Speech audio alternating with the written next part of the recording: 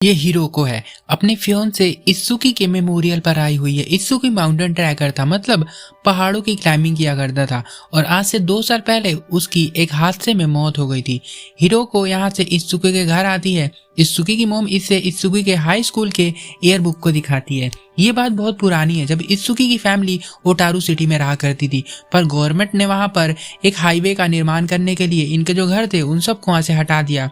तो इत्सुकी को अपनी फैमिली के साथ इस सिटी में शिफ्ट होना पड़ा। पर हारुकी वहां का एड्रेस ले लेती है। हालांकि इसको पता है कि उस एड्रेस पर अब एक रोड है, हाईवे है, कोई घर नहीं है, फिर भी एड्रेस लिख लेती है और वहां पर एक लेटर लिखकर भेजती है कि तुम कैसे हो इत्सुकी, मैं बिल्कुल ठीक हूँ। और वो लेटर पहुंच जाता है एक लड़की के पास, इसका नाम भी इत्सुकी होता है, इसलिए शायद गलती से ये लेटर इस लड़की को रिसीव हो गया है। अब 2 इत्सुकी है यहाँ पर, तो मैं इसे फीमेल इत्सुकी और जो मर चुका है उसको मेल इत्सुकी कह के बुलाऊंगा। फीमेल इत्सुकी अपनी मॉम और ग्रैंडफादर के साथ रहती है। इसके पिता की निमोनिया की वजह से काफी साल पहले ही मौत हो गई थी।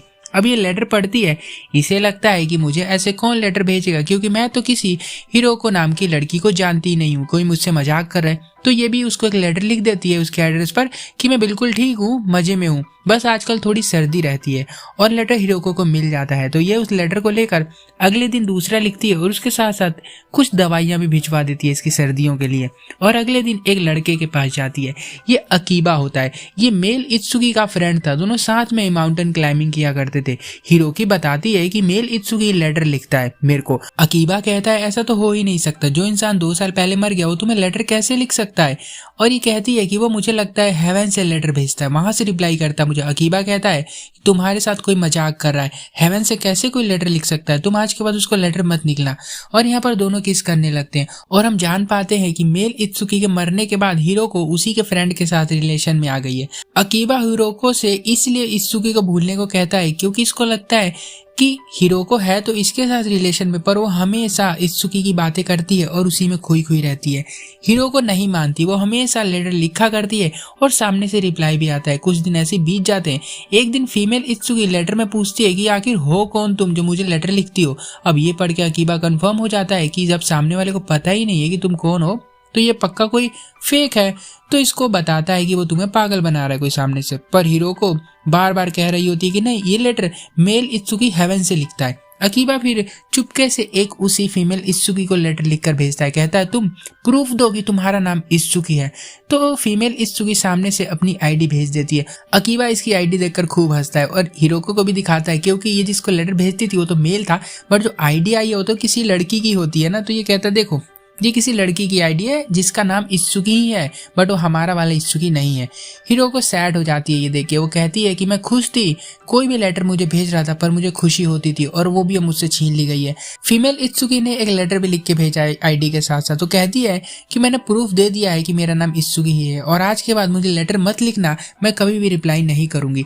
और फिर अकीबा हिरोको से ओटारू सिटी चलने को कहता है ताकि मेल इत्सुकी को हिरोको भूल सके। वहां ये ले जाकर उसको दिखाना चाहता है कि कोई भी हेवन नहीं है, ये कोई लड़की लेटर भेजा करती है। और कहता है कि मैं तुम्हें बहुत पहले से पसंद करता था, पर इत्सुकी ने तुम्हें पहले प्रपोज कर दिया तो मुझे बहुत दुख हुआ, पर अब जब वो नहीं है हमारे साथ फिर भी तुम मेरे साथ नहीं हो पा रही हो, तुम हमेशा उसको ही याद करती हो, तुम उसे भूल जाओ।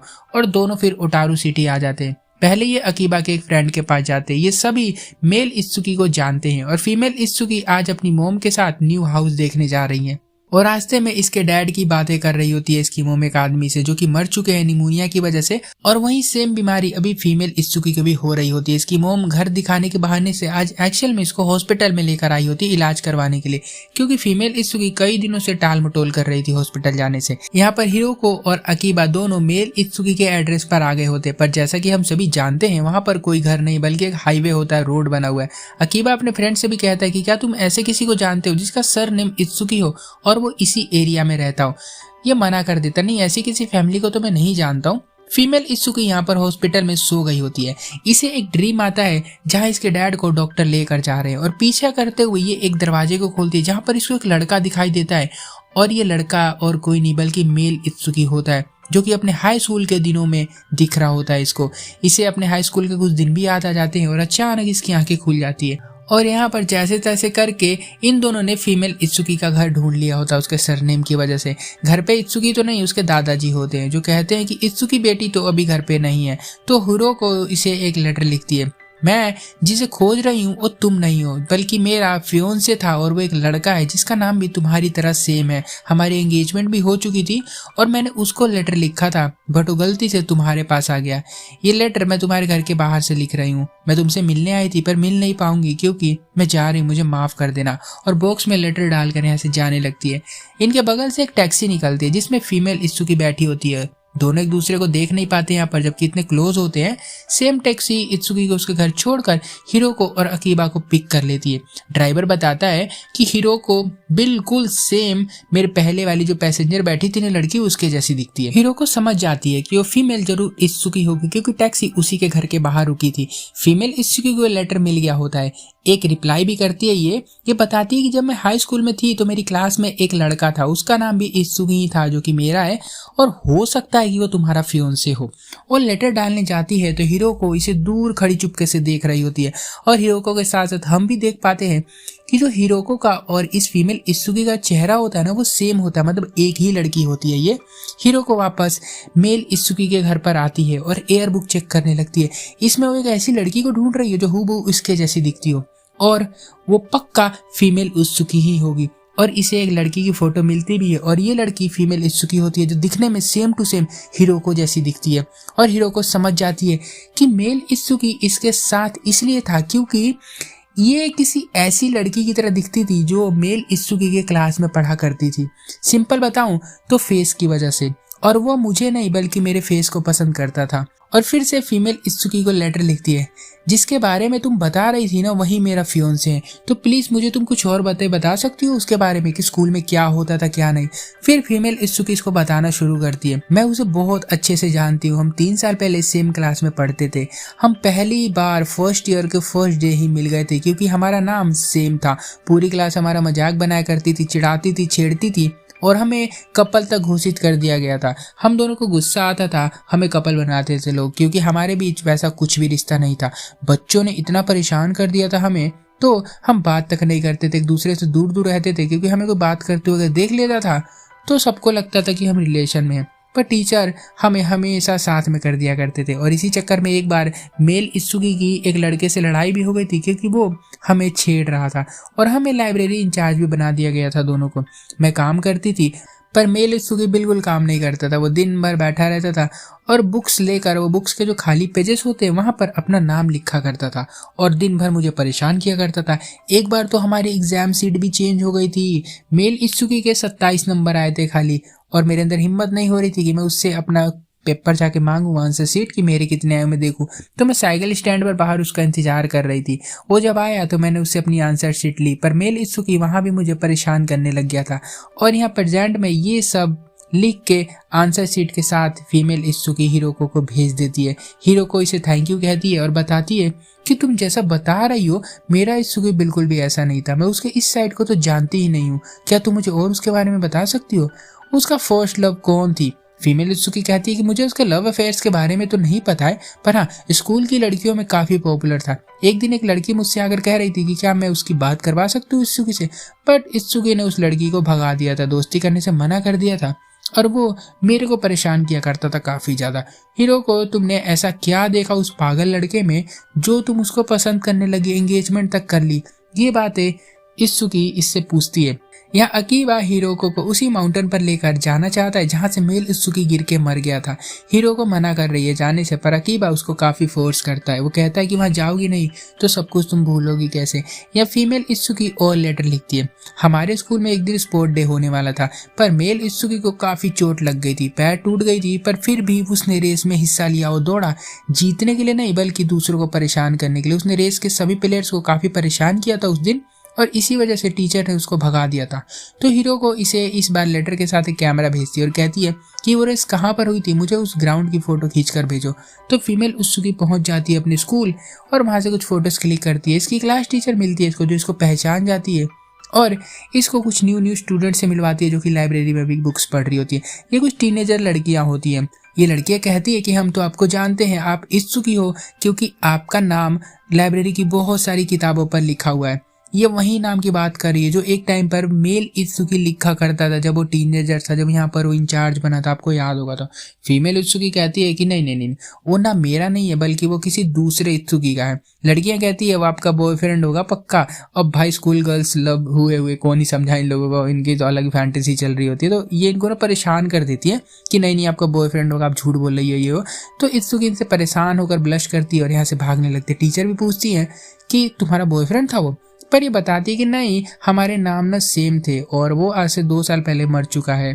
और यहाँ से चली जाती है और सारी बातें लेटर में लिखकर जो आज हुआ है यहाँ पर हिरोको को बता देती है। आज हिरोको अब कीबा के साथ यहीं पर आई हुई है जहाँ से मेल इत्सुकी ने पहाड़ चढ़ना शुरू किया था। यहाँ से दोनों अकीबा के एक फ्रेंड के पास जाते हैं। हिरोको इन दोनों से बताती है कि मेल इत्सुकी ने मुझे कभी भी शादी के लिए प्रपोज नहीं किया था। एक दिन वो रिंग लेकर आया और मुझे पहाड़ पर बुलाया था उसने। मैं वहां पर गई थी, उसके अंदर हिम्मत नहीं हो रही थी बोलने की। वो घंटों तक खड़ा रहा रिंग लेकर। तो मैंने ही उससे पूछ लिया कि क्या तुम मुझसे शादी करोगे, और उसने बस इतना कहा था हाँ। और फिर यहाँ पर हम फीमेल इत्सुकी को देखते हैं जो कि बीमार रहने लगी है आजकल और बेचारी बेहोश हो जाती है। एम्बुलेंस भी नहीं आ रही होती और बाहर काफी स्नोफॉल हो रही है इसलिए ट्रैफिक जैम होता है। दादाजी इसको उठाकर हॉस्पिटल भाग रहे होते हैं और हीरो को यहाँ पर माउंटेन पर आ गई होती है जहाँ पर एक्चुअल में वो मरा था और चिल्ला कर कह रही होती है कि इत्सुकी तुम कैसे हो, मैं बिल्कुल ठीक हूँ। और फीमेल इत्सुकी भी बेड पर पड़ी वही सेम लाइन दोहरा रही होती है और घर आकर वापस से लेटर लिखती है। मेरे 3rd ईयर की शुरुआत में मैंने लेट एडमिशन लिया था स्कूल में।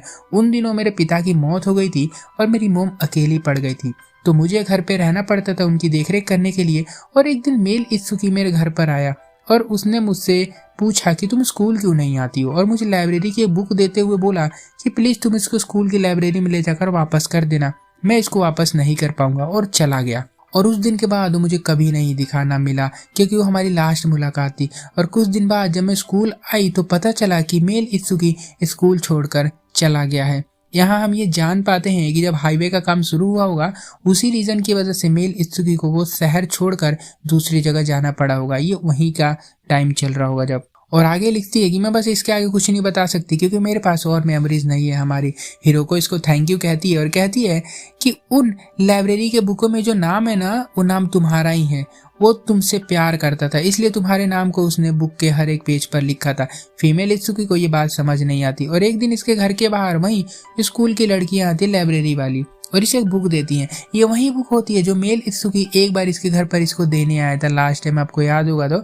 और बुक के अंदर एक फोटो मिलती है जो कि पेंसिल से बनाई गई है जो कि फीमेल इत्सुकी की होती है और ये मेल इत्सुकी ने बनाई होती है। और ये समझ जाती है कि वो सच में मुझसे प्यार करता था पर कभी बोल नहीं पाया शर्म के मारे, और बात हिरोको को जाकर बता देती है और फिल्म यहाँ पर खत्म हो जाती है। ओके, तो इस फिल्म का नाम है लव लेटर जो कि 1995 में रिलीज हुई थी जापान में। और भाई ये उस टाइम की एवरग्रीन मूवी है, बहुत हिट मूवी है, बहुत ही सुंदर मूवी है ये। इसमें हमें दिखाया गया है 2 लड़कियां जो कि एक लड़के से प्यार करती हैं और एक लड़का जो कि अपनी क्लासमेट को प्यार करता था, पर जब वो नहीं मिली और जब उसको मजबूरी में कहीं और जाना पड़ा तो उसके कुछ साल बाद ही उसको एक ऐसी लड़की दिखी जो कि उसके क्लासमेट जैसी दिखती थी, तो उसके साथ वो रिलेशनशिप में आ गया। हालांकि वो अपनी क्लासमेट के नेचर और फेस से दोनों से प्यार करता था, पर जब उसे इसी की शक्ल की यानी इसके क्लासमेट की शक्ल की दूसरी लड़की दिखी तो वो कंफ्यूज हो गया कि क्या मुझे इसके साथ रहना चाहिए या नहीं। इसलिए वो रिंग लेकर वहाँ घंटों तक पहाड़ पर खड़ा था। वो सोच रहा था कि क्या मैं जो करने जा रहा हूँ वो सही है और किसी और को पसंद करता हूँ मैं तो, बट शक्ल तो उसी के जैसी थी ना, तो इसलिए इसने हाँ कर दिया था। ओके, तो उम्मीद करता हूँ आप लोग फिल्म को समझ गए होंगे जो कि काफ़ी खूबसूरत है। आपको देखनी हो तो यार जरूर देखना, किसी को देखनी हो तो मेरे को इंस्टा पे मैसेज करना, मैं उसको दे दूंगा, देखना बहुत प्यारी मूवी है। ओके, और चैनल को सब्सक्राइब कर दो और भी ऐसी ऐसी वीडियोज़ को देखने के लिए। इस वीडियो को लाइक कर देना, बहुत अच्छी है। बाय।